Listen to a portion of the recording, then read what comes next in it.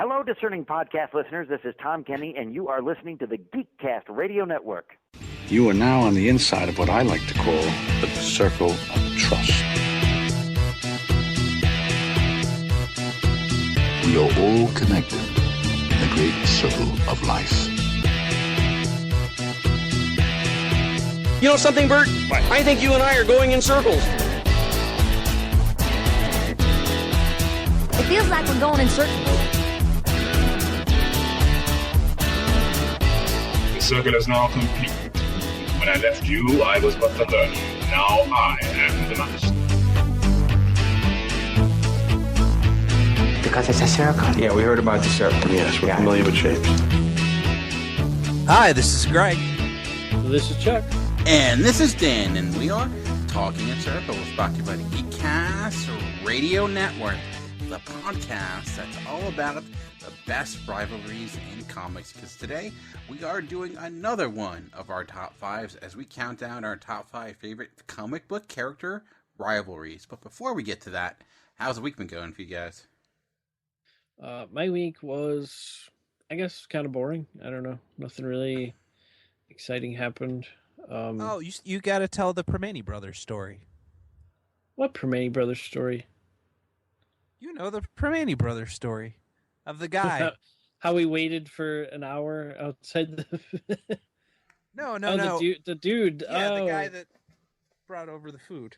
Oh, I almost forgot about that. That's right. So, yeah, when we did the last time we were all together, I guess, Dan was in town, and we went to this new place, Permane Brothers, that was made famous in Pittsburgh. Sort of famous for putting French fries and coleslaw on their sandwiches and kind of jamming everything in there. So definitely sounds like our kind of place. So we go, and it was like, the place has only been open like 2 weeks, so it's like crowded every single night. So we go there, and we wait like an hour to get a table, and we finally get in there and order our food and everything. And we're waiting like, what would you say, 20 minutes maybe? Something like that. Probably around that, if not a little bit more. Yeah, and I think someone had brought you another drink, Dan, and then like a second guy comes over, and he has like 3 plates of food, and he's like whispering to the dude that brought you the drink, and the guy's like, I don't know, it's not my table. And so the guy's like, he looks so confused, and the first guy walked away, and the guy holding the food walks up to the table, and he's like, how long ago did you guys order? He's like, do you think that your food would be ready by now? As if we're being tested. And it's like, if you get it wrong, right, you don't get your food. It's like, nope, it wouldn't be. This isn't for you. Like, yeah, it was very. And we're all like, maybe, I guess. And I'm like, okay, well, what dishes do you have? Let's just, what things do you have? And he's like, oh, well, you know, I have this burger, and I have this sandwich, and this sandwich. And we're all like, yep, that's what we ordered. So like, oh, great. I don't know why he didn't open with that. Like, right, just lead off with that, like, instead of, you think it would be. So then, like, every time the guy walked by our table, like, Greg would start cracking up because he could see him coming, and all we could do is picture him, like, asking us more questions. Oh, it's pretty hilarious. Is this about the time you would be done eating food? I mean, what exactly is that? Yeah. Do you think this would be about how much your bill should be? Like, like when you usually go out with 3 of you, is this about what it is? Like, I don't know. Like, no, it's usually like $20 cheaper. Yeah. Do you guys usually drink this many beers when you're out? Yes, and by the way, I got way too much flack for not having a beer from 2 different reasons.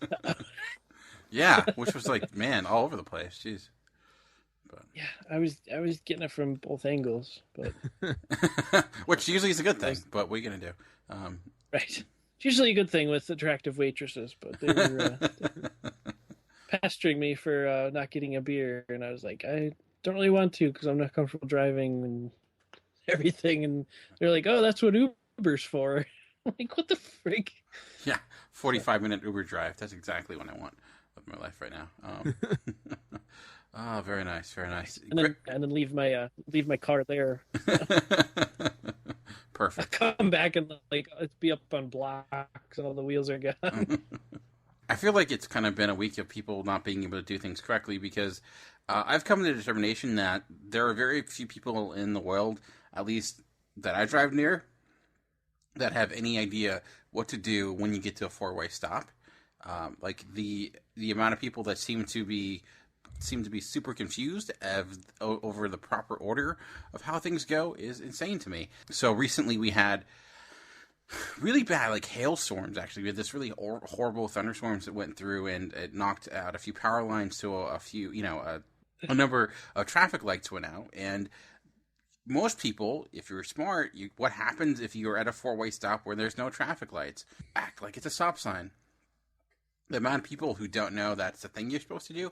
Actually heard someone at work today saying, like, you think there would be like a law or a rule that what would happen if the power went out and the streetlights weren't working? I'm like, there is.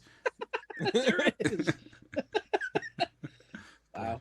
And also too, when I drive to work, I found this great back way so I can get around traffic, which can be awful. But part of it is I drive near a school and there's a four-way stop there. And it's insane to me how many people can't operate it. For some reason, a lot of people treat it like a red light in the sense of I'm turning left and the person behind me is turning right. So they think that means that they can just turn right, like as if it was a red light, and completely screws up everything because then I get stuck there because technically it's the other person's turn now because someone on my side already went, and it's just like this conundrum of crappiness that occurs. Not to mention that it's a crosswalk, or not a crosswalk, but there's a cross guard there that stops traffic at times for kids, like they should. But the amount of people who don't realize that once they enter a four-way stop, everyone's supposed to stop. People like I've almost seen this cross guard get hit like 3 or 4 times. I commend them because the stupidity out there is insane. And then the situation I run into a lot of times is like where your leg of the intersection is a little bit wider, so you're stopped and then someone tries to sneak by you on the right side and go their way, and in doing so, of course, your vehicle is there and you're stopped waiting for someone to go, and they try to go and almost cause an accident, or else they don't see a pedestrian and they almost hit them. Like, I've seen that happen so many times, and I'm just like, freaking wait your turn. Like, this is not a 2-lane leg of the intersection where you have your own turning lane, okay? It's a single lane. You wait your turn. My gosh. Patience is a virtue. You got me riled up there. Welcome to Traffic Cast with Greg, but you need the helicopter sound. Greg, though, I know you have been watching a bunch, and one show I know that you caught up with that I'm really curious about is iZombie. So I've been wanting to watch it and catch it, but I never have. So curious to hear if it's actually worth checking out. Really interesting show. It kind of starts off kind of slow and kind of like a almost typical procedural, except the lead actress is a zombie, but she's not one of those kind of like brainless zombies. Apparently in this world, if you keep up on eating brains, you actually retain your human intelligence. And so she works at an ME. She used to be a doctor, but to keep up with her brain eating habits, she kind of transfers over being an ME. She kind of breaks off with her fiance because of this happening, and she doesn't tell him that she's a zombie. So like there's all that weird fun stuff at the beginning, and she's kind of eating these people's brains, and when she eats the people's brains, she kind of takes on their memories. So she uses this to help solve crimes by helping solve their murders and everything like that. But the show really doesn't pick up until a little bit after halfway through the season, when the subplot becomes more of the issue throughout the story, which has to do with the guy who kind of caused the problem why she is a zombie, and you find out more of how people became a zombie, what happened. And not everybody knows in the world that zombies are out there. It's kind of, if you're a zombie, a few privileged other people know about zombies, but it really picks up in the second half when this subplot comes through. But overall, it was a lot of fun. I wouldn't say it's the most outstanding television, but it was definitely very enjoyable. The cast is great altogether. Rose McIver is a really adorable zombie. But yeah, I would definitely check it out. It's on Netflix, so yeah, you could check it out there and catch up. And I think season 2 is out currently. Never thought I'd hear the phrase "adorable zombie" tonight. She is an adorable zombie. Look her up, Chuck. Yeah. No, I've seen, because that comes on usually like right after Flash, I think. And is it Flash or Arrow? I forget, one of them. It comes on right after, and I usually see like the first minute or two before I shut the TV off. Funny, that's usually what happens when I watch Arrow. But right? Yeah, anymore. Speaking about zombies, actually, this kind of fits in one thing I did catch up with. This happened a few weeks ago, but one thing that still hurts a little bit was the season finale of Walking Dead, which, Chuck, I know you caught up with as well. Yes, I did. And I'll be super spoiler sensitive here, because I know, Greg, you're behind, so I don't want to kind of spoil anything for you. Well, you can boot me off and tell me on Skype when you're done. Yeah, but I still feel like I don't know. Yeah, we might not get Skype working again, so let's not take a chance. Well, I would just put off my earphones and you just type it in. We'll see. I think we'll be fine, because I think I think you can talk without giving out specifics, but I don't even want to say Skype too loudly, to be honest. But I mean, there's a lot of talk about this episode going into this final season. I mean, I don't think it's spoiler, because it's been everywhere about Negan showing up, or what that might be, and what that might lead to. I am someone who have read the comics, so I kind of know what happens when he shows up in episode 100. Not episode. Yeah, kind of caught up on those as well. In issue 100. So the question is becoming like, does that occur into, people are wondering, what does that mean for the show? And we thought we just find out in this episode, but kind of doesn't seem to. Let's say there's no resolution there. And Chuck, what did you think of the season finale of Walking Dead? I thought it was really exciting. It's definitely tough to talk about it spoiler free, so I guess I'll just say my favorite part was when, right as Rick is delivering Michonne's baby, he gets shot in the head. That was great. If you said Lauren Cohan gets naked, I would lose my mind over here, Chuck. But no, seriously, it was.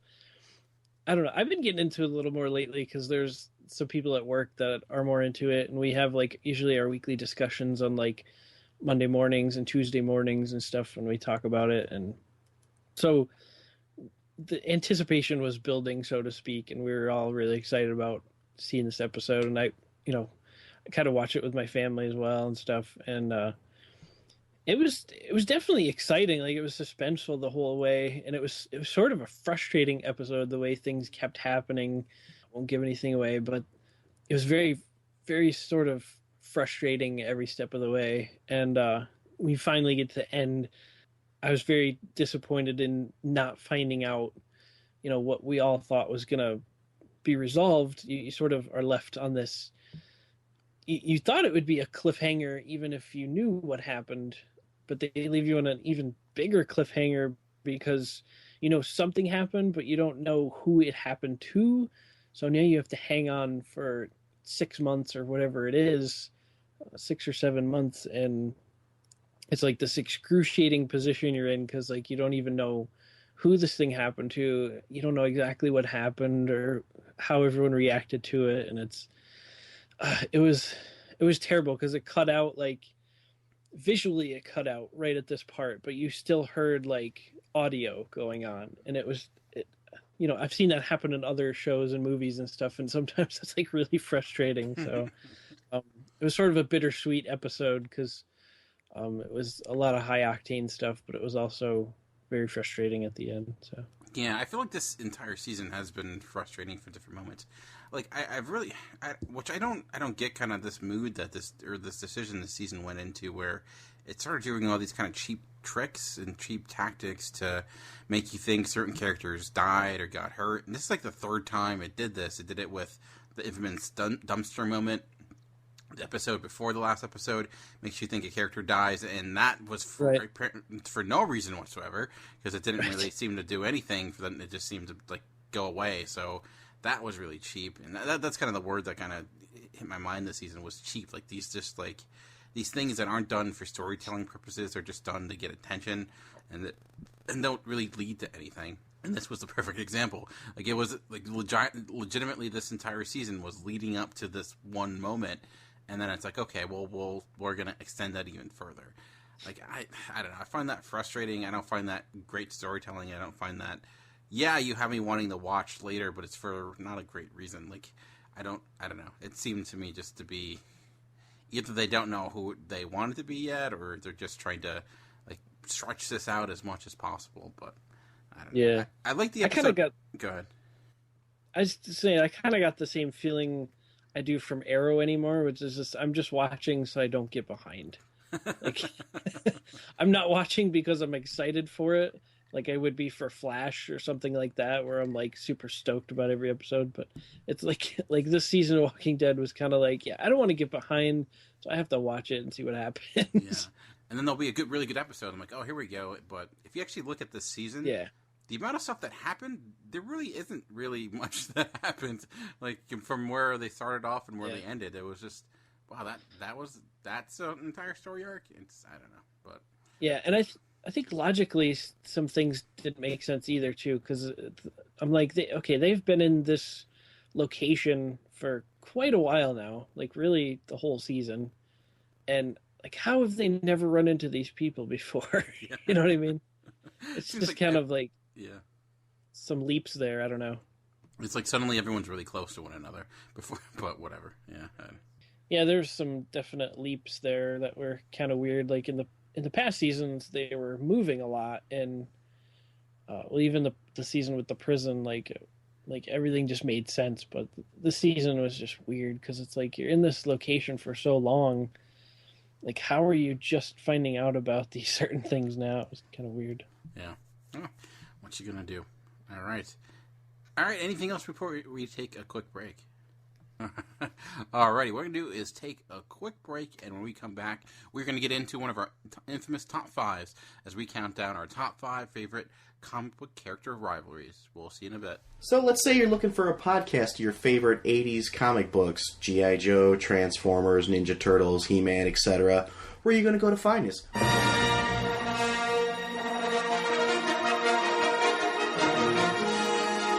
Welcome to Star Joe's Podcast. I'm your host, Ryan. And I'm Chuck. That's right, everybody. We're the Star Joes. We host a podcast called Star Joe's Podcast, where we talk about your favorite comic books, your favorite toys of all the 80s properties.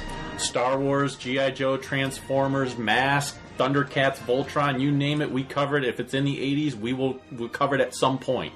Yes, so what you want to do to find us, you can go to iTunes, you can go to www.starjoes.com. And remember, the Force will be with you. Because knowing us is half the battle.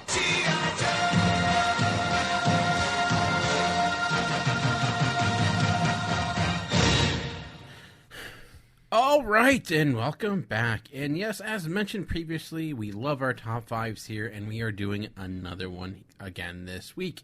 This time, our focus is on our top 5 favorite comic book character rivalries. Again, that is quite a mouthful. Let's start with the basics before we get into the actual list, because there's a couple of different ways of going at this. When you guys were making your list, any ideas, any methods, what were you thinking when you were putting your list together? Chuck, maybe I'll start with you. Were you thinking impact towards the genre of comic books, more so personal favorites? What was your style?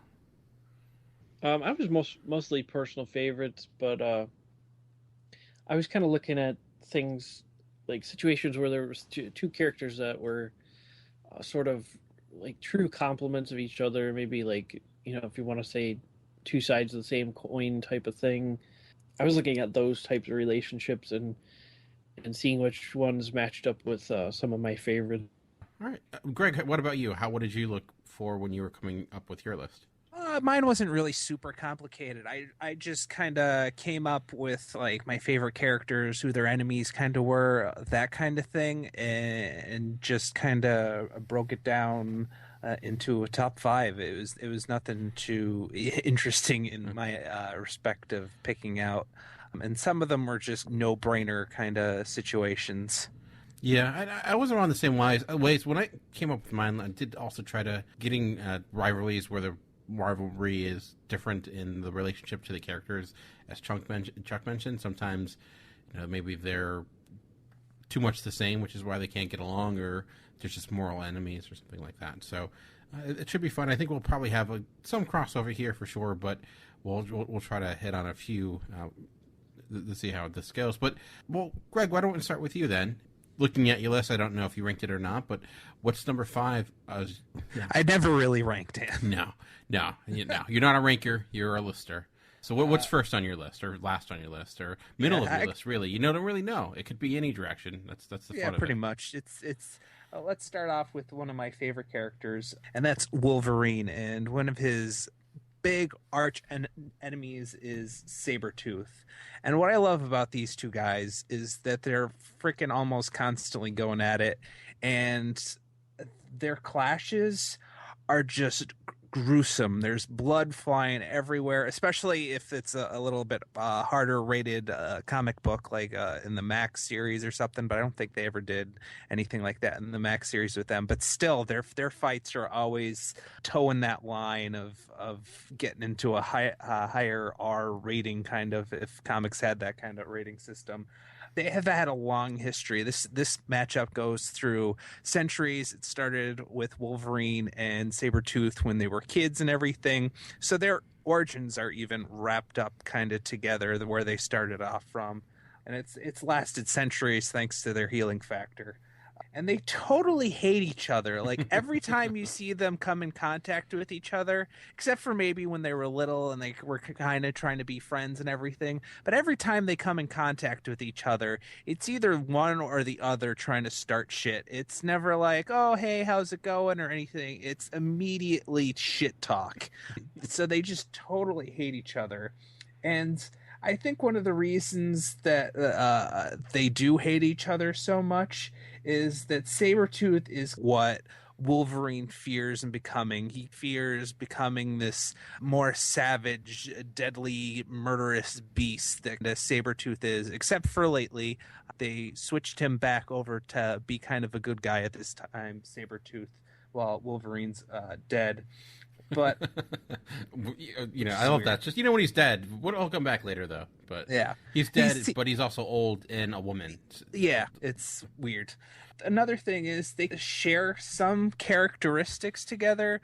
Like, they're essentially the same character, but in where it counts personality-wise, they are completely different, which also adds an interesting little twist in there. So just these little things that just switch over from one character to the other make them either love each other or like brutally hate each other. So that, I think in that respect, it's kind of interesting. Yeah, that was probably my first ever comic book character rivalry. Because that, going back to the X-Men 90 series and seeing how much they hate each other then and how that was represented. So I'm right there with you. I think it's certainly one of the most iconic when it comes to comic books, especially since the launch of the rebirth of the X-Men in the 90s. So a lot of good points. Any insight or any thoughts on that pairing of Wolverine and Sabertooth, Chuck? That's definitely one of my favorites as well. I was really hoping somebody mentioned that. I don't know what it is, but Sabertooth's kind of like one of my favorite villains for some reason. I'm thinking that reason's probably that's mostly weird because, too for you, Chuck. Yeah, like you're more of a thinking man's kind of like character liker. Yeah, and I think it has a lot to do with the X-Men animated series from the 90s and everything, because he was in quite a few episodes of that, and even him and Wolverine were always going back and forth there. And as much of a kid show as that was, they still did a great job of depicting that rivalry in that show. Even you look at some of the episodes, like where they're trying to help Sabertooth because he was very badly injured in this altercation or something, and Xavier wants to help him, but then Magneto shows up, and Xavier wants to send the X-Men out to battle with him, and Wolverine's like, how come we get to trash your enemy, but we gotta be all nicey to mine, and it was, you could tell it was so fierce even in that cartoon. Wolverine just hated him so much. There was quite a few episodes where they tangled, and I think that's where I really started to like Sabertooth. But yeah, I've always been intrigued by that rivalry. Yeah, it's just a pity they haven't been able to really represent it on screen yet all that well, unfortunately. Yeah. I mean, Liev Schreiber was okay, but I thought that left still a little bit to be desired in some of those fights. Like, you didn't get that emotional pull of why they hate each other, really.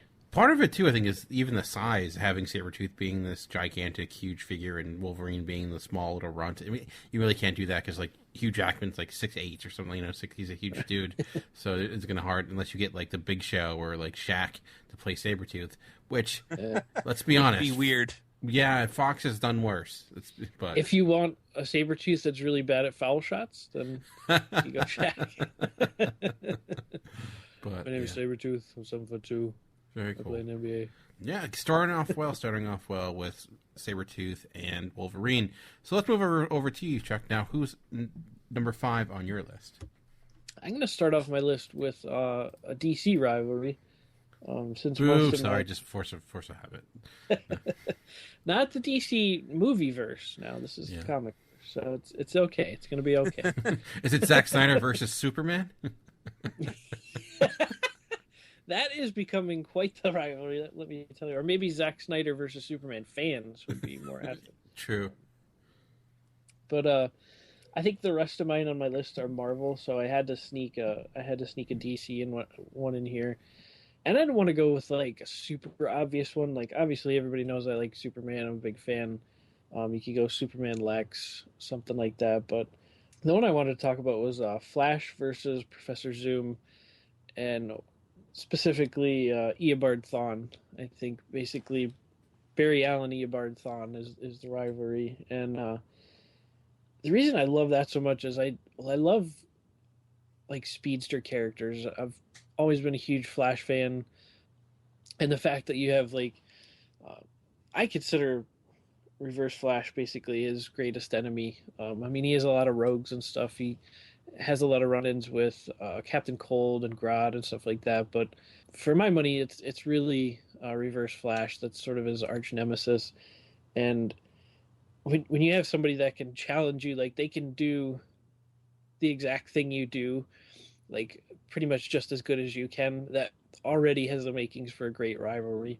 And that's usually rare because a lot of rivalries are opposite, Superman and Lex Luthor. Superman is overloaded on all this power. He has so many different skill sets. Lex Luthor is just an ordinary man, but he's just super smart, so he has to figure out really inventive ways to beat him. Even Batman and the Joker, Batman is a detective. He's calculated. He plans stuff out. Joker's just chaotic, and it's whatever comes to mind. But really, Barry Allen and Eobard Thawne, they're so close that Eobard Thawne is from the future. He was a huge fan of the Flash. That was his hero, kind of. And he's from centuries in the future. So in Central City during that time, everything was a tribute to the Flash. There's statues all over. There's museums. They give tours every day and stuff of the museum. And he just grows up loving the Flash. That's his hero. He wants to be the Flash. And it's to the point where he actually recreates the accident that created the Flash and gave him his powers. And so he uses the cosmic treadmill to travel back in time with the dream of meeting his hero. He wants to meet Barry Allen. And that act of trying to go back in time, the cosmic treadmill sort of alters his mind and sort of drives him insane, and kind of shifts him from being the person that he was to more a little bit more evil and diabolical sort of thing. where he also sort of learns his fate, that he's meant to die, if he continues down this path. He almost like his mind kind of shatters, and he thinks he's becoming Barry Allen. Like he's trying to avoid his fate, so he's doing everything to become Barry Allen. So, he tries to take things away from him so that he has them. Like he even tries to like take his wife Iris and everything like that, and he ends up killing her. And it's just this huge rivalry that spans time, basically. And Eobard Thawne keeps traveling through time to fight the Flash. He's trying to use his knowledge of history, so to speak, since he's already studied it in all of their history books and everything. He tries to use that to his advantage. Keeps going back in time to different points, and they keep battling, and it's just really, really interesting and exciting. Flashpoint Paradox, if you've never read it, is awesome. There's probably not many people that haven't read it. It's a huge recent story from DC, but if you don't feel like reading it, watch the animated movie, which was equally as good as I thought. And then even just the Flash TV show, the first season, it's a different take on it. It's obviously a lot different than the comics, but it's still that really interesting rivalry, and they do a good job of depicting that. That's interesting because I don't know much about the Flash. I never really read much of it, so I had no idea that he started off as more a fan of Barry Allen and how that morphed into something else, which is interesting because you kind of almost see the opposite of that happen with the TV show, where with Eobard Thawne like playing the role of Harrison Wells, he almost starts this relationship with him and grows to respect him in a way. So I don't know if that was them trying to relate to it in a different way, but that's cool. I was not aware of that history. All I really know is of what I've seen in the TV show, in the Flashpoint Paradox. I just assumed he was this bland, evil version of the Flash that just wants to world domination, but knowing there's a lot more to it, it's quite good. Yeah, it's a lot deeper than it seems, and you're right. They try to change it a little bit on the show, but they're still touching on that principle because they're trying to make them friends. They kind of force them together, and then they're pulling the rug out from under you and everything. So it's still the same sort of thing, but those types of relationships always make for the best rivalries. So.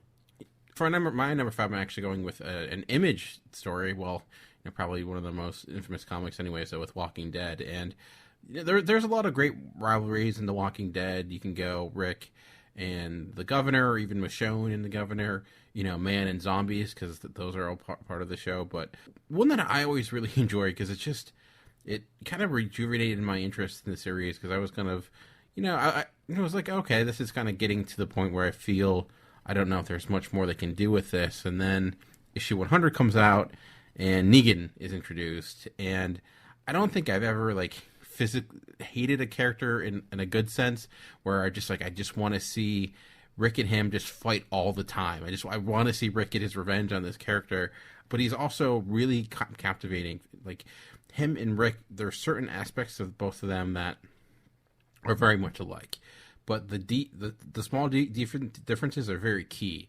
hugely key in how they treat one another. And when he was against the Governor, and even in the show or in the comic, I guess I never felt the Governor that threatening of a presence compared to that of Negan, where when Negan's there, you're just worried about what he can do. And without giving anything away, because what I really like about it in the comics is kind of where it goes and where it currently is at right now, because you think it's going down a certain direction. I think it's okay, well, this is going to happen. But the way they kind of continue the rivalry in a new way, and that's where I feel like it's really gotten to its best, because you can see these two characters exploring their relationship with one another, and even in their hatred and respect almost. But basically what you see is these two characters really being forced to confront one another in how they almost have to coexist. I don't know. I think there's a lot of potential for the next season of Walking Dead, because I think this rivalry is great. So really looking forward to where they go with it. But it's gonna be really hard to live up to what the comic did. But I don't know. So Dan, that's been going on for quite a few issues, right? Because what are they on right now? Like 153. 153, I think. Yeah. So yeah, it's been going on for a while. It's not like every issue since then. I would Yeah. say like he comes in and comes out when necessary, but I don't know if they're going to follow the same pattern as the comics, because sometimes they do, sometimes they don't. If they do, I'd be interested, because I really think Jeffrey Dean Morgan is a great casting choice, and I did like what I saw. So I'm curious how it goes. Awesome. Very cool. All right, well, Greg, that moves on over to what's next on your list. I'm also going to go out of the Marvel realm, which I'm going to stick to mostly through my answers here. But I'm going to go with the Adversary versus the Fables from the comic series Fables, Ferris, all those comics that fall, I believe, in Vertigo publishing territory. And the great thing about this rivalry is that you've got the Adversary, who is this giant mysterious foe that has kind of moved the Fables out of their land and just dominated them from the beginning, just came out of nowhere. And when it's revealed who the Adversary is, oh, that's just incredible, because you're never going to guess who it is for the most part. And then he's had the upper hand from the beginning, like I've said. And then the great thing about the Fables in all of this relationship is that they're a fish out of water in the real world when they first start off, and they kind of have to get acclimated to everything. And then it kind of comes their home, but they're still always the low man on the totem pole. It looks like they'll never get back to their homelands. And through all of this, they've kind of had to form uneasy alliances with people that, if through the fables from back in the day that we've all kind of heard of, they kind of have to join up with some of the villains from those stories. So that makes it kind of interesting. And then this is also one of those rivalries that's stood the test of time and has gone over centuries. Because you're talking back in human history, I guess around the Middle Ages. So this has been going on for centuries.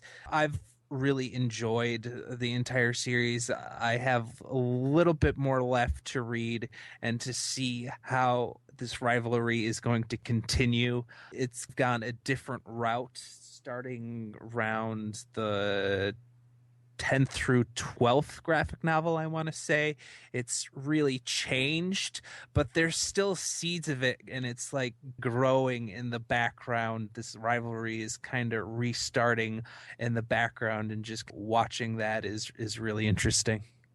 See, you're just giving me more reasons to read Fables, yet I still have yet. I know. It's such a good series. Like, if you seriously grew up hearing all these tales and everything, especially through Disney movies, it just gives you this different view in. It's like looking through rose-colored glasses. And I think you'll especially enjoy the first volume of the graphic novel, because it's more of a detective's kind of tale, and it kind of helps you get to know some of the characters. But there's always new characters coming in, old characters coming out. So there's this huge library of characters to get to know and kind of love different ones for different reasons, and to see them grow and then fade away in different respects. So it's really good. I highly recommend the Fables series to anyone. I'm still trying to catch up. I'm reading Fables still. I have Ferris graphic novels to read yet.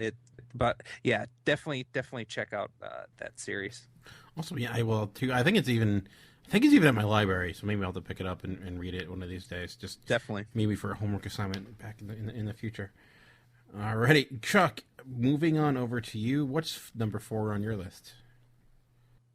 Number 4, I'm going to go to a rivalry that's you really can't get much closer than these two, and they're brothers, and that is Thor and Loki. Nice.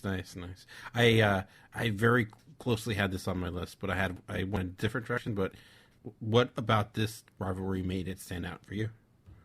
To me, it's just the bitter hatred between the two, but yet they're so close as being brothers, or technically step brothers or foster brothers or whatever you want to call it.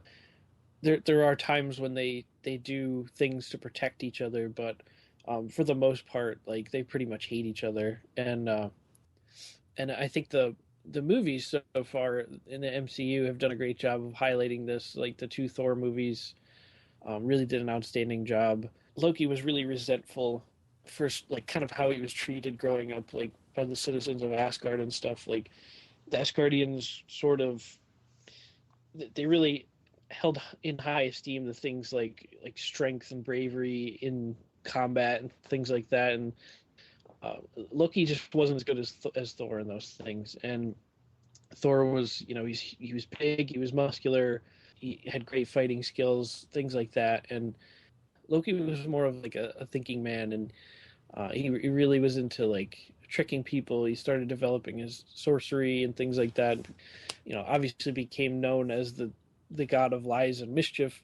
Not the most endearing descriptions of a person that you would want to have. So he's really kind of bitter through his whole, childhood and adolescence and everything. And Thor's the next rightful king of Asgard, and Loki thinks he's more deserving because I'm pretty sure he thinks he's smarter than Thor, and he can outsmart his enemies, and he'd be a better ruler. He would know what's best for Asgard. But they just don't value those sort of things. They value more of like things in battle. So he just immediately seems like an outcast, feels like an outcast. And that's really what kind of just started this whole deep-rooted hatred. And when things moved to Earth, Thor sort of befriends the new, his new allies on Earth and everything. Loki's sort of taking the battle to them because they're helping him. So he makes it a point to try to attack them too. And foolishly, he inadvertently creates the Avengers, one of the greatest superhero teams of all time. So you have this rivalry not only resulting in great battles between Thor and Loki themselves, but you have, as a result of this rivalry, you have the development of the Avengers and all of the great battles and adventures that they've gone on against Loki and everything. So I think just for the gravity of this rivalry, like there's so much riding on this rivalry. It started so much. They chose to make the first Avengers movie about it because that's how the Avengers first came together in the comics, and it's just too big to ignore, I think, and it's one of the greatest in all of comics. Yeah, and what I like about that rivalry too is kind of what it tells you about both characters. Like Thor has so many reasons to hate or destroy Loki, but just knowing that he's his brother, there's still this element of love there, and like that's kind of what holds him off and still keeps him have an element of hope and giving him chance after chance. It gives you an idea of the character of Thor, and with Loki, how he will manipulate others, and especially that of Thor, and use his love of the of Earth against him. And they've kind of gone back and forth. Like recently in the comics, you had like Loki, what was it, Soldier of Asgard or something like that, where he was more of a hero, but you can never really trust him. And I don't know. I always find there's so much to that relationship. It's like almost Shakespearean in a way, in the way it's treated in the Marvel universe. Yeah, I think Thor 2 was really cool to kind of see them work together. Yeah, and Thor asks for his help. Loki agrees because it's in his best interest too. But you see along the way them sort of be protective of each other and sort of get worried or angry if something's about to happen to the other one or something. And those were really, really cool moments in those movies. But then, of course, by the end of the movie, you realize like Loki's still after his own agenda, and he has no problem basically sticking it to Thor like whenever he gets the chance. So I think it's kind of interesting how the only child of the podcast went with the brotherly rivalry. Yes.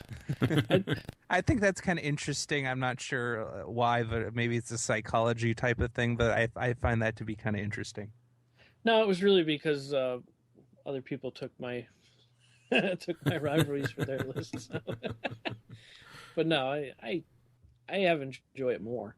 I had known the comic history before and everything, but I guess I was never into actual Thor comics. Like I never was a big Thor reader or anything, but well, the older issues are kind of dense a little bit. Yeah, it gets you'd have to be like a really hardcore Thor fan, but the movies really sort of opened that up to me, and I'm like, wow, this is a really interesting relationship, and it kind of allows you to explore that a little bit more. Very cool, very cool. Well, we're going to go from like a brother relationship to kind of like a father and son relationship. There's been a lot of classic father-son rivalries. Of course, Darth Vader and Luke Skywalker comes to mind, but this isn't maybe necessarily biological father-son, but it's more mechanical in the sense of Hank Pym and Ultron.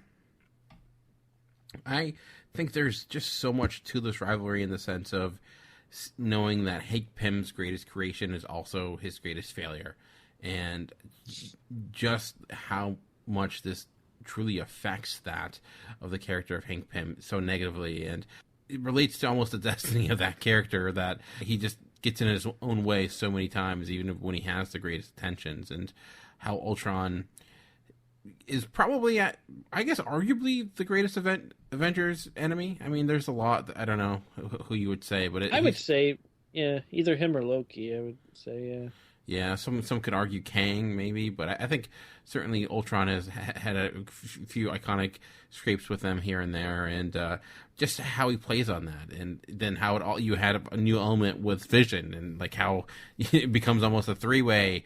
Not that type of three-way, a three-way rivalry with Vision, and how he incorporates into it. But I just always enjoyed their dynamic with one another.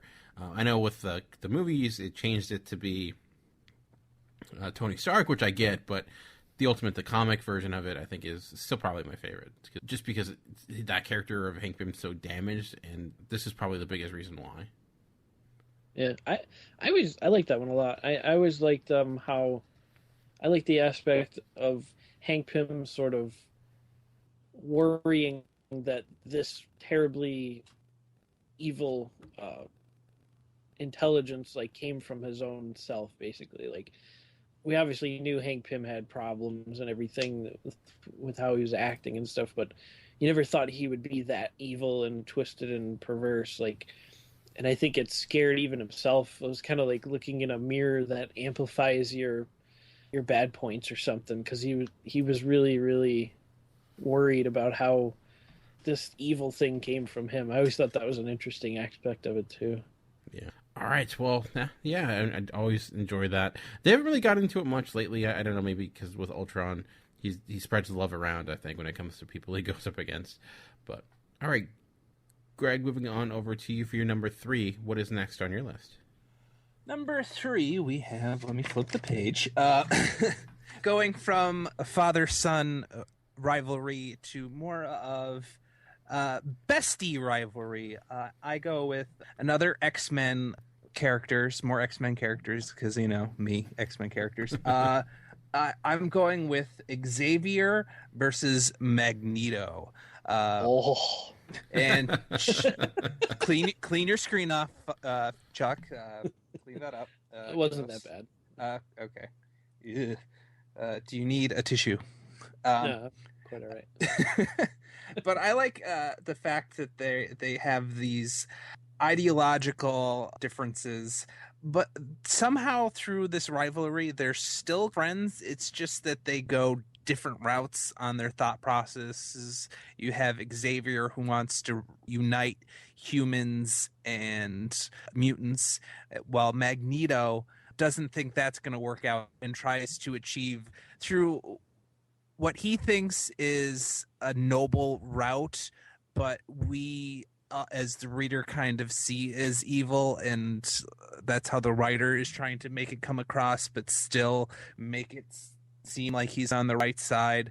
But you have him going this different route, and Xavier just keeps getting in his way because he does have the better route to run, but keeps getting in Magneto's way to stop him from doing these evils. And it just leads to the battles of their two teams, whether it's the Brotherhood or the X-Men. And I think with them being friends, it makes a lot of their decisions on how to battle each other and combat each other. It makes those decisions harder because they really don't want to kill each other, but their needs of achieving their goals are just so big that it's just a clash in their own minds too, not even against each other, but just, I'm not sure if I'm saying that right, but like it's not just them against each other, it's them against themselves when it comes to making decisions on how to fight each other and how to combat each other, whether that be on the battlefield or in the mind, not literally with Xavier. But yeah, it's that whole friendship, and they've also been going at it for a while, over decades, and they have come together in some aspects, and they've fallen apart. It just makes it very interesting to watch. It's like that couple that keeps breaking up and coming back together. You question it, and like, what the hell is going on with this? And it just makes it more and more interesting to watch, and that's what these two are. It's just very interesting to watch, and they're basically the premise of this comic. They're the ones that move the X-Men comics along that for these past decades. It's developed into other characters taking different places currently within the past 2 or 3 decades, maybe 2 decades. But it's mostly been Xavier versus Magneto that's been keeping the X-Men title running for so long, and what's made me love it and have a giant X on my arm that some people think is a giant Nazi symbol. It isn't. Yeah. Chuck, we heard your sound effects, so thoughts on this rivalry? My sound effect?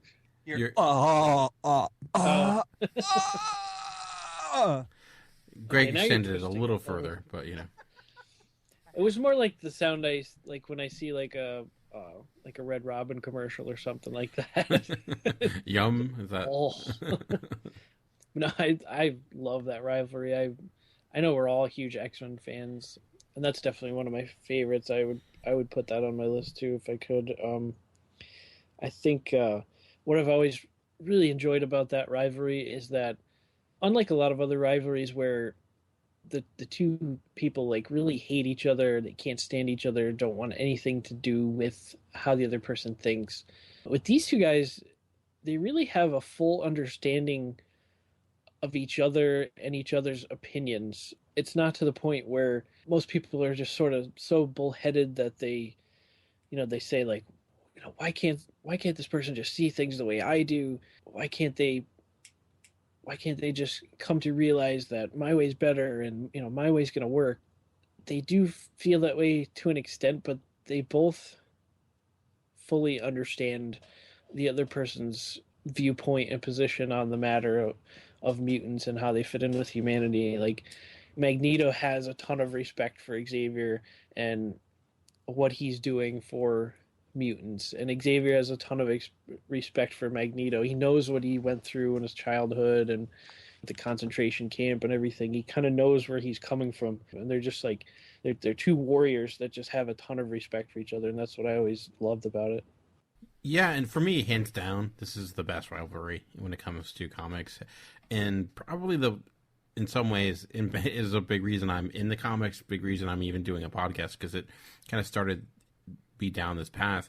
I remember watching the X-Men cartoon, and as a time where I'm used to rivalries like Duke and Cobra Commander, one's clearly bad, one clearly evil, not much dimension there, no gray area, just one guy's the bad guy and the good guy.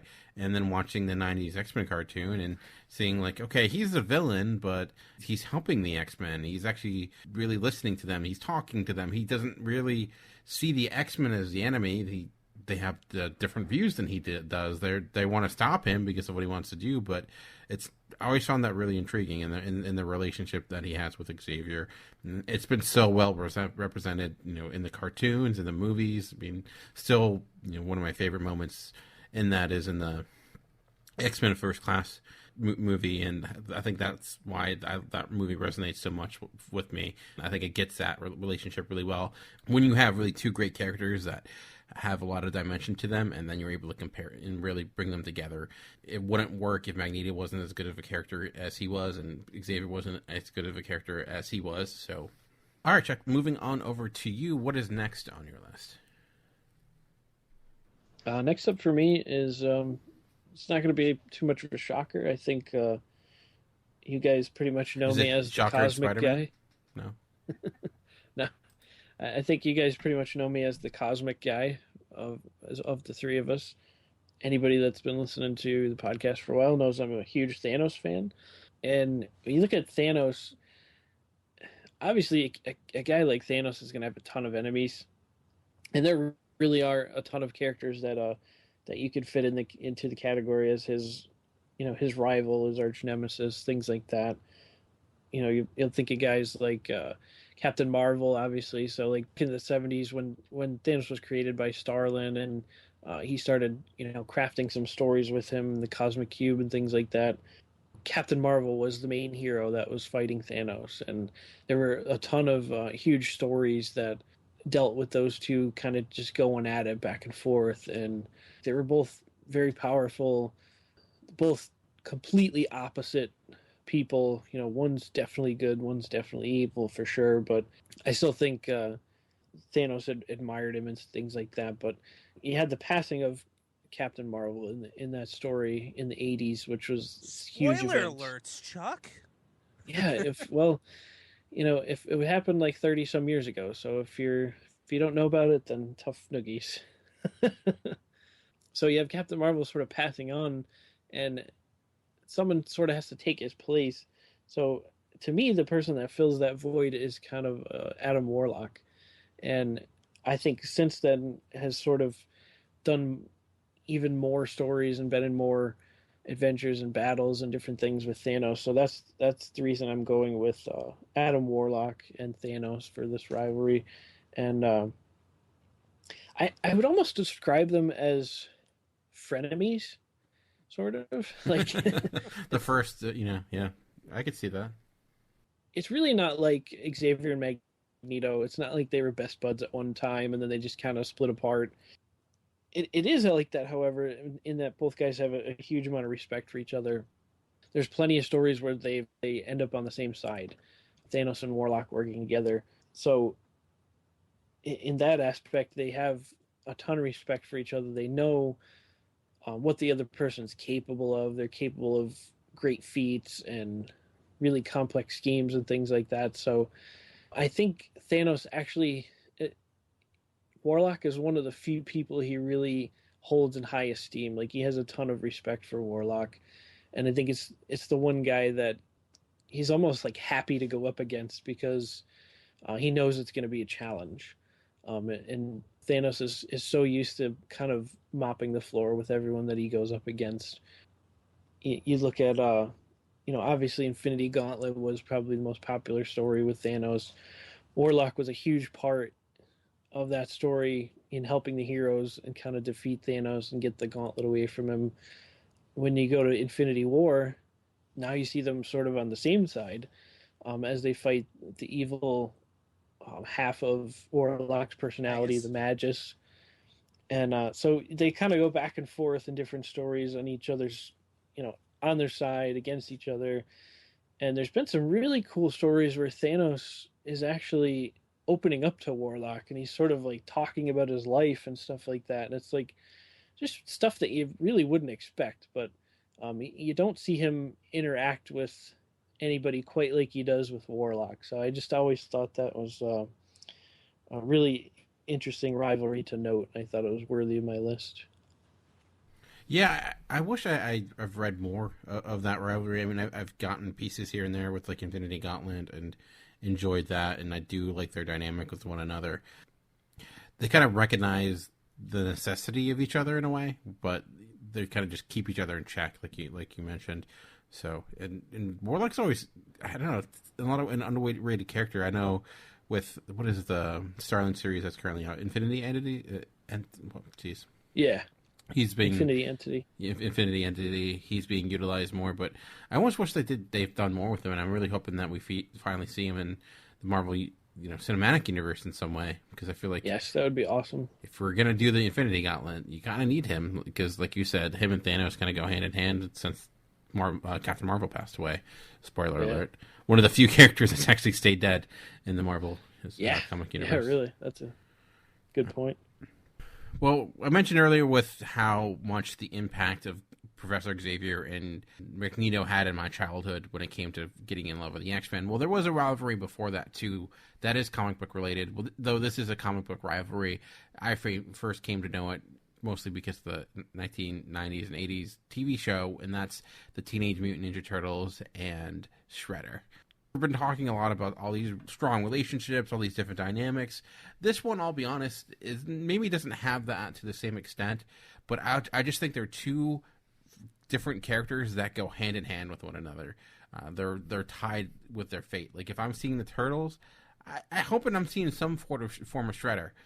His hatred of turtles, which is random, and I enjoy the different versions of Shredder. If he's more cartoonish to the more kick-ass version in some of the later series.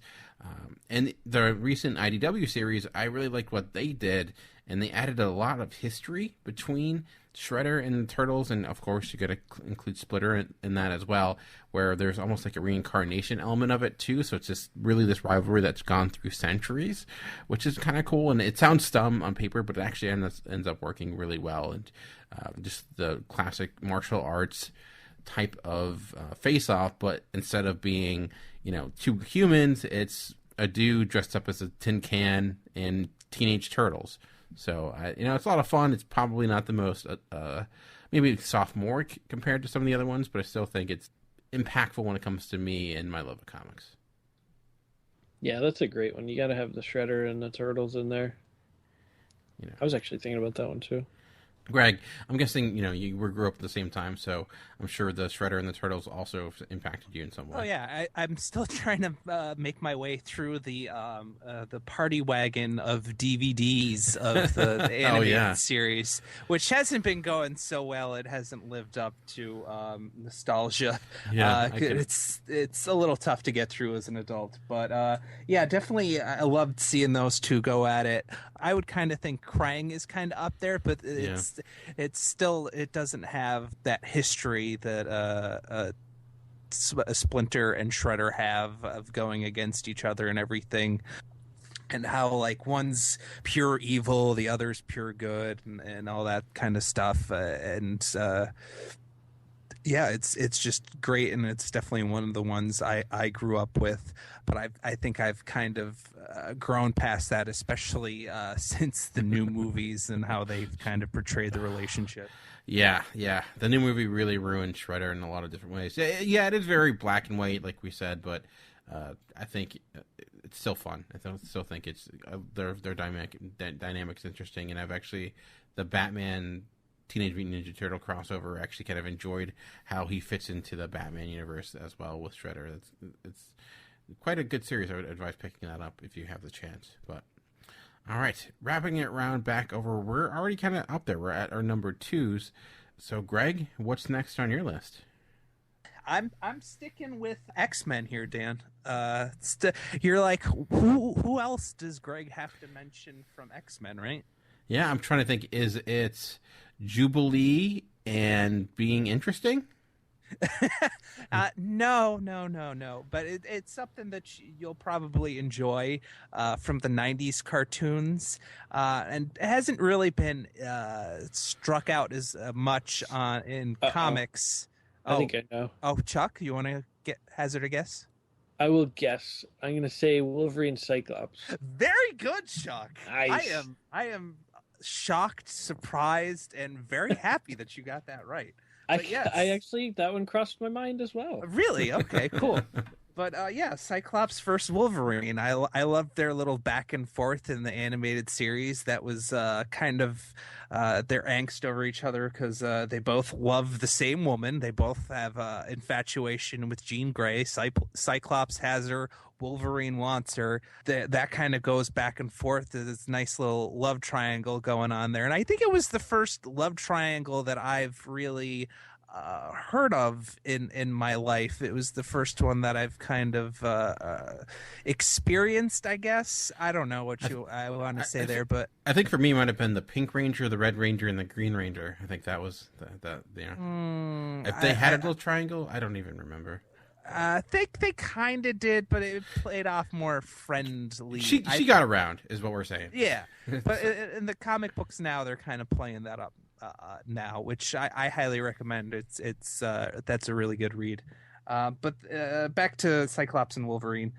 They also had different views on how the team should be run, which you see a lot of that in the animated series where they go out looking for Morph, and it's they come back looking for Morph, and Wolverine's pissed that they don't keep looking for him and that they've given up and all this stuff, and he's given Cyclops a lot of crap, but that's also because Wolverine does not care for authority figures, especially since higher ups in Canadian government and more shadowy figures, authoritative figures, have tortured him with giving him an adamantium skeleton and played with his mind so much.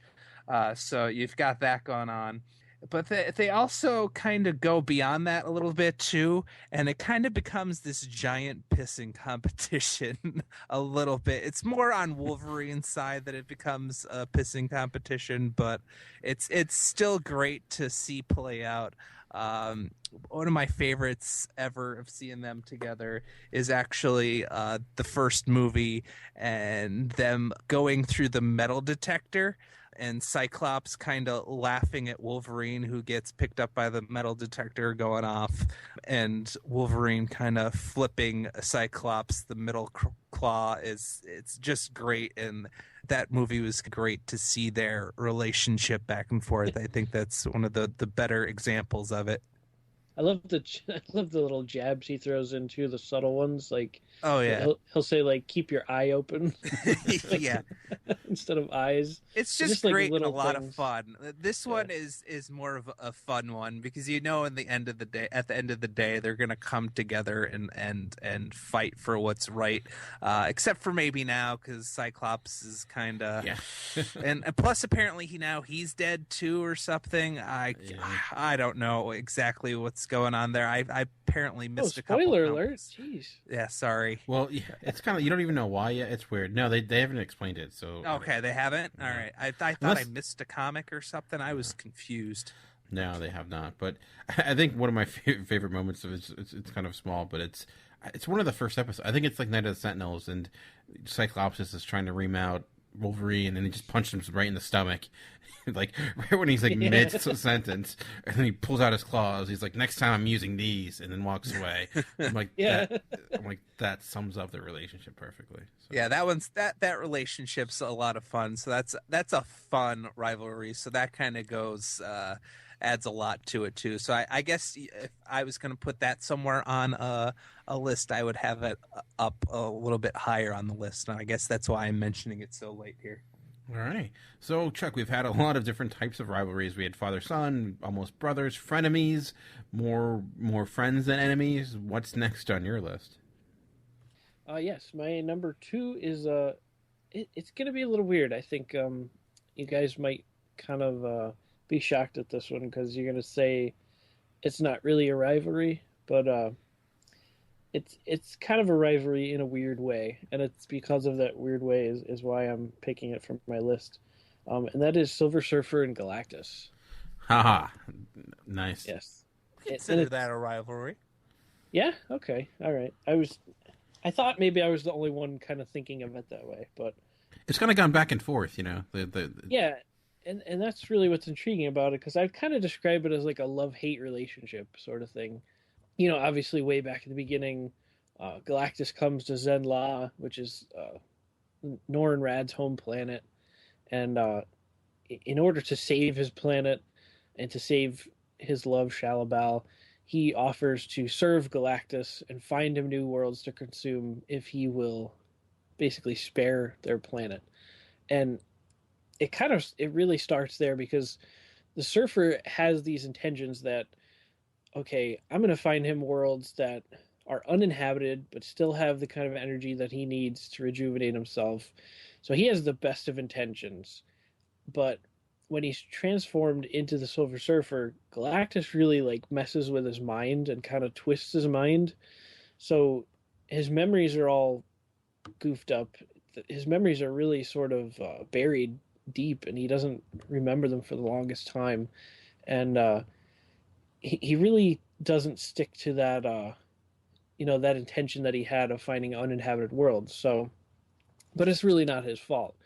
And classic Silver Surfer, though, he always blames himself for those things. And he's really like a tortured soul. He's a noble soul, though. He's one of the few characters that I can really like put in the same category with people like Captain America and Superman and Thor and some characters like that are really selfless and really aren't interested in any accolades whatsoever. They just want to do what's right for their loved ones and for the universe and everything. So I've always loved Silver Surfer in that way, and it's just this really interesting dynamic, because he's always meant to do things the right way, but the way Galactus messes with his head, he really wasn't able to, and he's always blamed himself, but he's always like sort of had this deep hatred of Galactus, in my opinion. But then in the same weird way, he has this sort of love for Galactus as well. And we've seen many times throughout the years where he actually, he's been free of being Galactus's herald, but he goes back to it. There's been times when Galactus was in trouble and he needed a herald. He didn't have one. And without one, it was going to be difficult for him to find the planets that he needed to survive.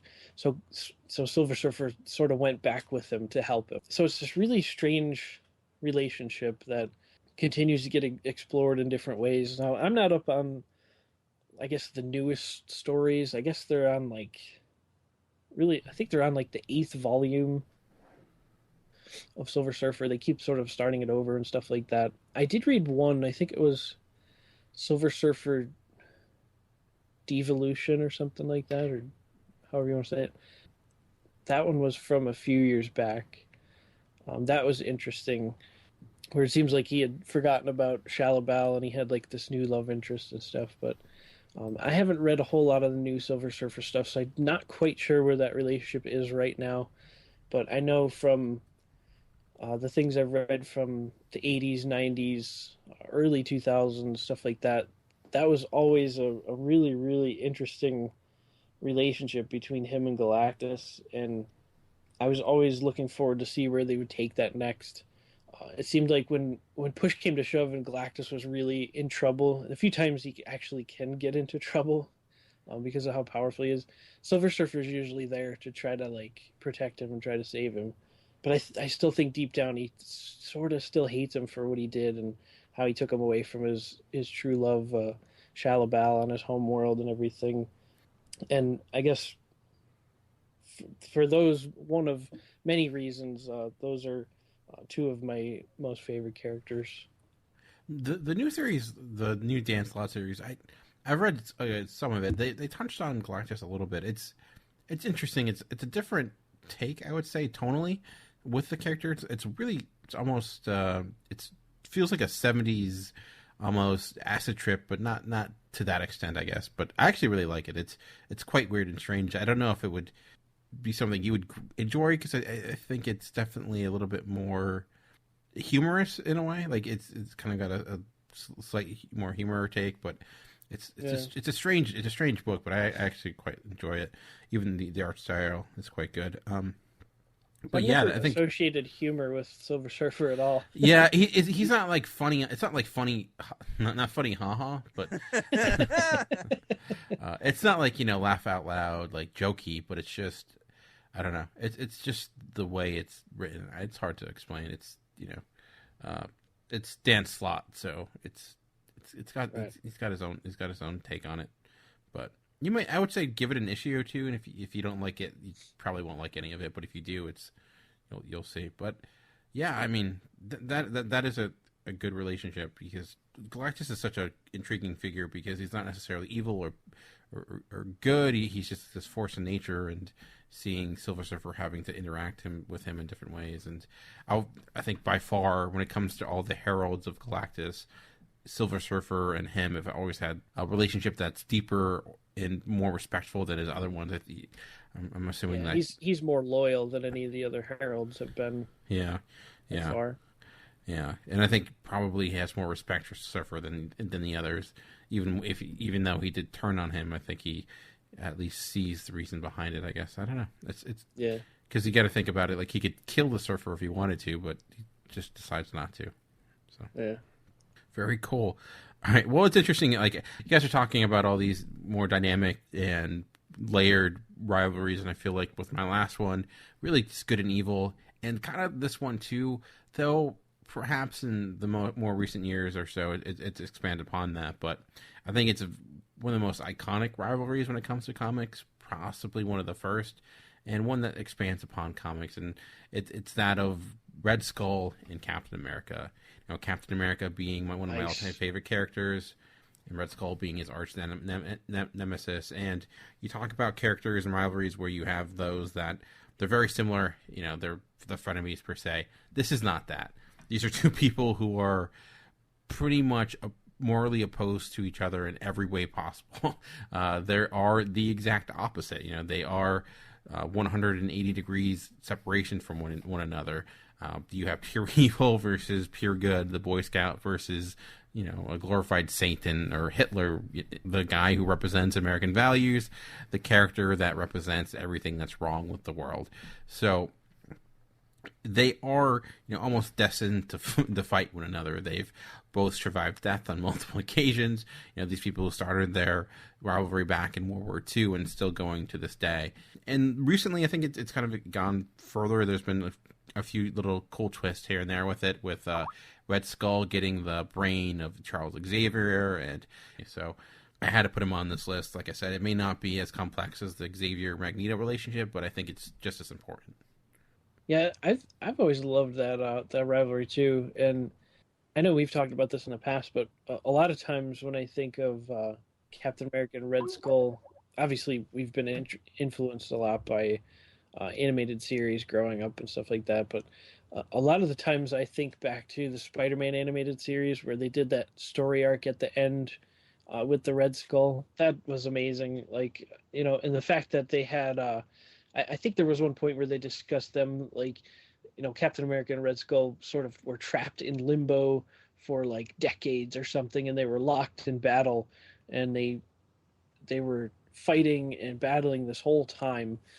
I mean, that's the sort of like deep fire of hatred, like, for each other that these guys have. Like, it's not something like any of the other rivalries we've talked about today. Like, it's totally different. Like, anything that would keep these guys locked in combat for decades, so to speak, even though that didn't really happen in the comics, but it sort of has over time. If you think about it, they've really been going at it. So it's sort of like a metaphor for that. But and I think that's a really good example of just how much these guys oppose one another.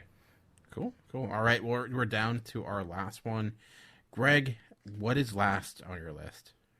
Last is one I don't think anybody's really thought of, and this time I went out of the X-Men realm. Thank you. So I went with another character that I've really enjoyed throughout the years. I haven't read as much of his stuff as of late, and he's not even really around that much anymore. But I'm going with the Hulk versus General Thunderbolt Ross. Thank you. What I like about their relationship is they're on two different scales of power. Hulk is very strong. Ross is just a guy, a normal guy. And but you've got Hulk, who's all by himself, and you've got Ross, who's got this army and this government behind him to hunt down, and he's constantly going after the Hulk. It's an obsession to bring down the Hulk. And these guys didn't even like each other to begin with. Even with Bruce Banner, Ross didn't like Banner. Now, and he changed into the Hulk, and he doesn't like the Hulk. He thinks he's a menace. It's kind of like J. Jonah Jameson and Spider-Man, except a little bit more brutal and deadly. Which maybe that should have been on the list. J. Jonah and Spider-Man. Actually, that funny you say that. That was on my list, but I replaced it when we did the Joker incarnation. So that was the one I was a little bit hesitant on. So. But you've got the Ross going after Hulk constantly, and all Hulk wants to do is be left alone. But you've got freaking Ross poking him with the stick all the time like a giant dumbass, and Ross will do almost anything to bring down the Hulk. Like, it's the lengths that he goes to are extreme. Like citizens can die. Like anything goes for Ross to claim his mission. Changing himself into another Hulk. Yeah, changing himself into something he dislikes, completely hates. It's kind of funny when you see it, like when he's able to make like the U.S. Army the villain, and the one thing that like Hulk has always kind of had. You're like, oh well, who's Hulk's nemesis, and people be like the leader, but really it is Thunderbolt Ross, because it's really the one guy who was always constantly trying to bring him down, and essentially the military is kind of the reason that the Hulk is in existence. Why Bruce Banner became the Hulk? It was a military test that changed him, so that you got that kind of little aspect going. I know he went out to help save and his name's not coming to me. Rick Jones. Rick Jones. Rick James, bitch. No, that's not it. It was Rick James. But yeah, he goes out to save him. But it is essentially a military test that kind of formed him, and so that's another aspect of why Banner should hate the military. But he's more afraid of it than anything else, and afraid of hurting anybody. So that's another interesting aspect to the relationship. But I've always liked the Hulk as a character, and I used to read him a lot more. But that was definitely one of the rivalries that I always enjoyed watching. The intensity of Thunderbolt Ross coming after the Hulk, who just leave him alone. He won't do anything if you don't poke him with a stick. Yeah, I mean, don't poke the Hulk with a stick. That's today's lesson. So awesome. All right, Chuck, moving on over to you. A lot of rivalries to choose from. What's number one on your list? Oof. Number one takes me way back. When I first got into comics, I guess my first favorite character was Spider-Man. And I think one of the earliest rivalries, if not the earliest one I can remember, and one that really got me deeply cemented into comics and exploring it more, was the rivalry between Spider-Man and Green Goblin. Nice. And yeah, that really is when you really break it down, it's Spider-Man's greatest enemy for a lot of reasons. I think he has obviously a huge rogues gallery, a ton of great villains. I love the Spidey villains, probably rivaled only by like the Batman villains as far as like a extensiveness in the rogues gallery. But obviously I love characters like Venom and Carnage and all those. But Goblin goes way back, and Norman Osborn, to be more specific. And you look at the relationship like obviously Peter had with Harry, and this being Harry's father, presents this huge obstacle. Like when they kind of figure out who each other is, you obviously have Green Goblin being responsible for the death of Spider-Man's girlfriend, his first really true love, a huge watershed moment in comics. Like all the great comic readers will tell you like that they remember that moment. It's one of the most shocking in comics. And obviously when you take it further to Harry becoming the Green Goblin, and that relationship got even more complex because it wasn't your best friend's father, now it is your best friend. And you start kind of becoming a little bit like Xavier and Magneto in a way. And you have like, you remember the story where Green Goblin the Harry Green Goblin sort of saves Spider-Man from I think there was a burning building or something like that, and he ended up saving Spider-Man's life, and sort of sacrificing himself. So just the history of the Green Goblin, Spidey, whether it's Norman, killing Gwen Stacy, or whether it's him battling Harry and struggling with their relationship and stuff like that. It's just one of the absolute greatest rivalries in all of comics, and it's something that got me really interested in comics when I started reading them and stuff, and kind of made a neat foundation for me to kind of get started on. Yeah, I think great rivalries or have iconic moments, and certainly that has one of the most iconic moments of all time when it comes to comic books, so definitely deserves to be mentioned. And when you talk about iconic moments, a lot of people are like, are they gonna do it? Are they forgetting one? And a lot of ones people are, there's a lot to choose from. Some probably we're gonna miss, but if it seems fitting that we will end with this one as number one on my list and last on my list is none other than, of course, of Batman and Joker. How could you not mention it? It is the rivalry probably most infamous when it comes to comics. The one, if you ask anyone on the street, oh, yes, give us two characters that hate each other the most, give us a rivalry, the most important one in comics, it's the one people are going to go to. There are many reasons why. There are so many things to get into. You could probably have a podcast just on this relationship and what they mean to one another, the different versions of it, from the Killing Joke to The Dark Knight. There are so many reasons why this has resonated with people throughout the years. We've seen very different versions of Batman, we've seen different versions of Joker, but ultimately they all kind of share some similarities with one another. So I guess maybe we can talk. Do you guys have any favorite moments when it comes to the Batman Joker rivalry? Anything that comes to mind when you think of them? What pops into your head? I'd go with one of their latest clashes, and I'm gonna mess up the title. Death of the Family, Death in the Family. It's something like that. There's another Death of Family title out there, but I'm talking about this latest thing written by Scott Snyder, where the epic battle that they have, where Joker has like all of the Bat family kind of laid out there, and he's got Batman literally not literally up against the wall, but up against the wall, and the battle there of kind of wits and strength. It was just an awesome battle that they have going, and that they know each other so intimately. And the fact that Bruce talks about he went to Arkham as Bruce Wayne, and he went up to the Joker's cell and started talking to him about something that Batman was trying to solve with about the Joker, and the Joker didn't even look at him, didn't do anything. He just kind of ignored him, because it was like, I'm not looking for Bruce Wayne to come at me. I'm looking for Batman. He wouldn't acknowledge Bruce Wayne at all, but as Batman, he totally acknowledges and goes totally cutthroat. So I thought that was kind of an interesting look at their relationship that hasn't really been seen before. That's pretty awesome. Yeah. Chuck, anything that comes to mind? I don't know. I really liked The Killing Joke. That was a really cool story. Obviously, Under the Red Hood with the whole Jason Todd thing, which was from Death in the Family and everything. Those are all great stories. Really enjoyed those a lot.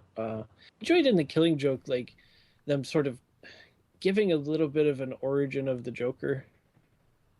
Even though it might not be completely canon, but it's it's sort of a peek into what his life could have been before he was the Joker. I always thought that was interesting. I enjoyed that a great deal.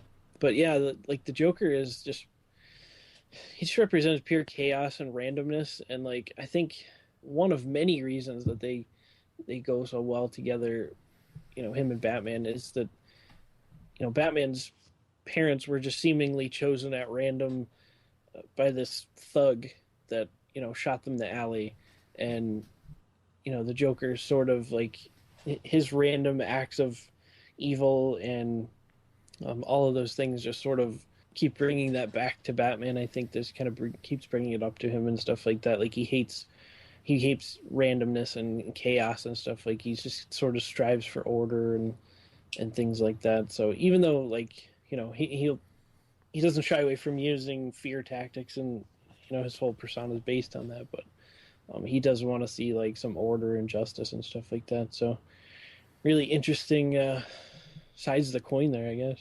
Yeah, I think honestly, it's kind of cheating, but one of the, I think, moments that maybe sums it up the most is that infamous speech by Alfred in The Dark Knight about, man wanting seeing the world burn, and just seeing what that means in relationship to Batman, this guy that is so bent on finding the motivations of people and reason and logic, and when the person's completely absent of that. I mean, they're very great complements of one another in that way, in the sense of they are true rivals, because Joker's strengths are Batman's weaknesses. It's not necessarily kryptonite, but it's just taking what he typically uses to succeed against everyone else, and it's why he tends to fail when it comes to going against the Joker. So randomly, that a dude dressed up as a bat and a guy dressed up as a clown could be such a great story and great, a great starting point for some of the best literature in all of literature in the last 50 years or so. So strange world we live in, I guess. You guys have any other honorable mentions that maybe we didn't bring up, but you thought were close to making your list? Yeah, some. I guess one I would definitely bring up is Reed Richards and Doctor Doom.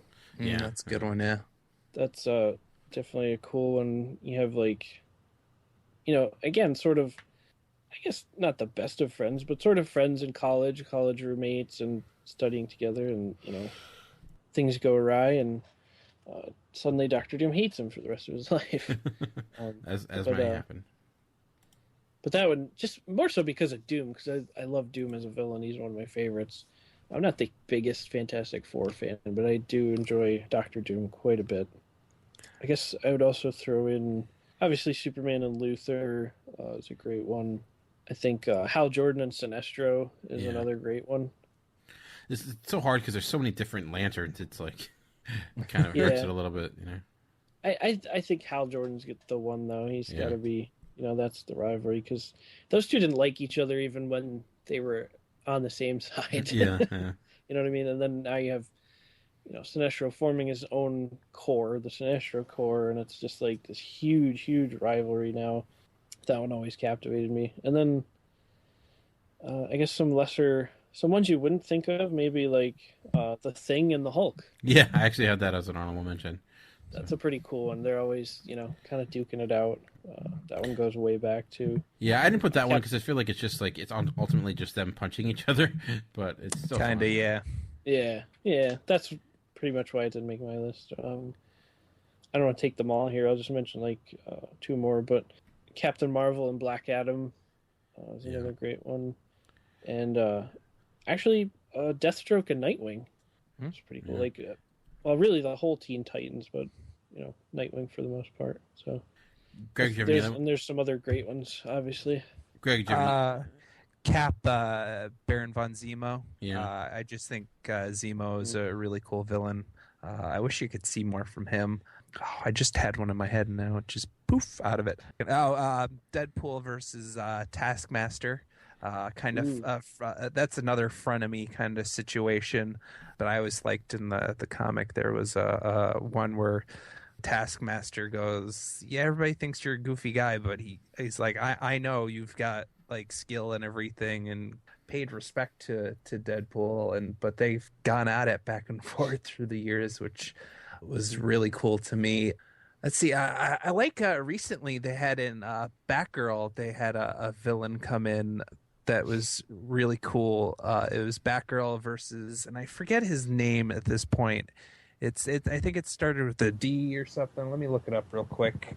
Okay. Well, you look at that. I had a few too that didn't come on. I thought about the Skrulls and the Kree. It's not necessarily a character rivalry, but races that hate each other. Mm-hmm. Some X-Men related ones. Apocalypse has a lot of great ones. You can link him to. Archangel to even Cable. They have a pretty storied rivalry. Mr. Sinister and Cyclops. Or even like the whole Grey family, and their back and forth, and what that's led to, and whatnot, and how that craziness. Surely one of you guys was going to mention Daredevil and Kingpin, right? Yeah, of course. Yeah. You could even do Daredevil and Bullseye, of course, and Yeah. So the Elektra and Bullseye. Yeah. You mentioned Superman and Lex Luthor. You had Superman and Brainiac. He's got a few as well, so they can go on.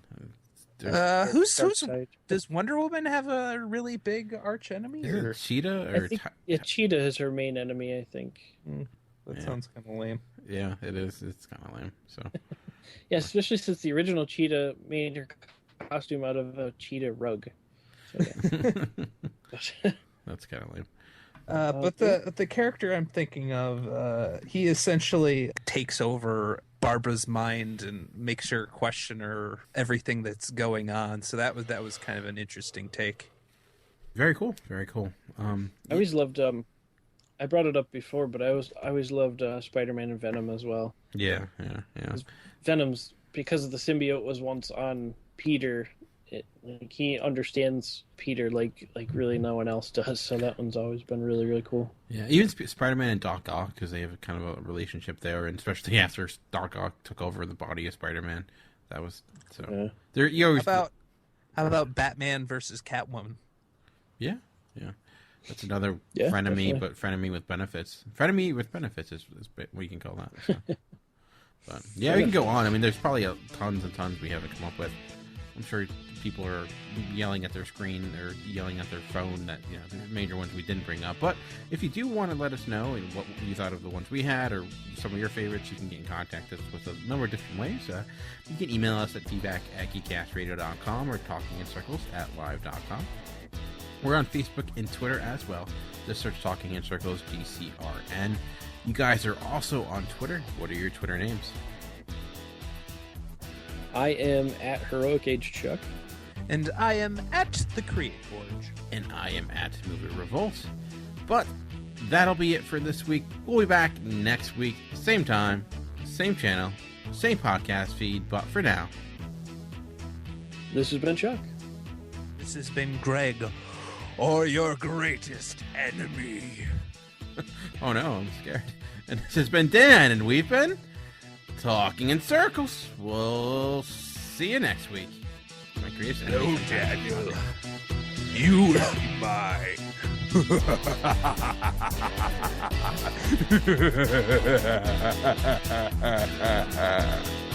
Pretty solemn laughter there. Thank you.